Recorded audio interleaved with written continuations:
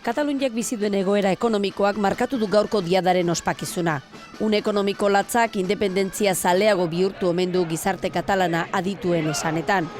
Fiskalitate propioren beharra ikusi dute sektore askok, eta Artur Mas presidenteak hitzarmen fiskala exijitu dio Madrili. Hori mahai gainean izango dute irailaren 20an Artur Mas eta Mariano Rajoyk egingo duten bileran.